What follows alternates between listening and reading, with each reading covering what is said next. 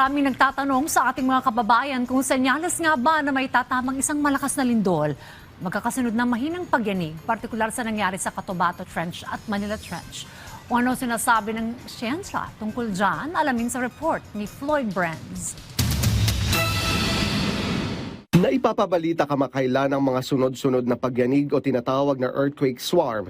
Dahil dito, marami ang nagtatanong kung ito ba ay senyales na may paparating na mas malakas na lindol. Sabi ng PHIVOLCS, ang sagot ay hindi pa tiyak. Ang earthquake swarm ay sunod-sunod na maliliit na hanggang katamtamang pagyanig sa isang lugar sa loob ng maikling panahon. Kaiba sa karaniwang pagkakasunod ng mga aftershock dahil wala itong isang malakas na pangunahing lindol na pinagmulan. Yung earthquake swarm ay sunod-sunod na lindol na nangyari sa isang lugar sa loob ng maikling panahon. Ngunit walang isang pangunahing lindol o yung main shock.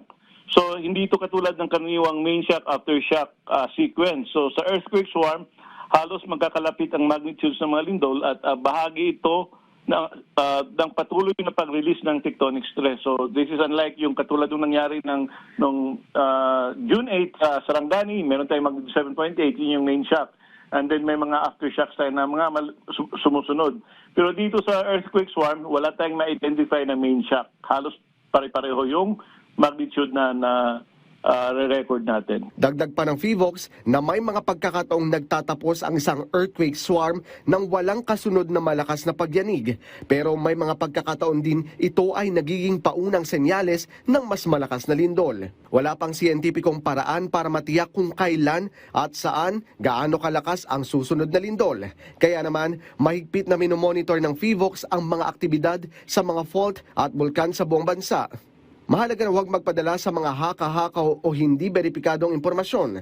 Tumutok lamang sa mga opisyal na abiso ng PHIVOLCS at siguraduhing handa ang pamilya sa pamamagitan ng paghahanda ng emergency go bag, pag-alam ng mga evacuation areas at pagsunod sa dock cover and hold kapag may lindol.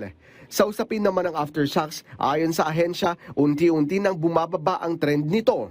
As of 5 p.m., nasa 119 na lang yung aftershocks natin. So we started for the first 24 hours, nasa 1,083 aftershocks. And then kanina, nasa 119 na lang. So kikita naman natin yung trend, pababa ng pababa. Paalala na ang earthquake swarm ay hindi otomatikong may paparating na malakas na lindol.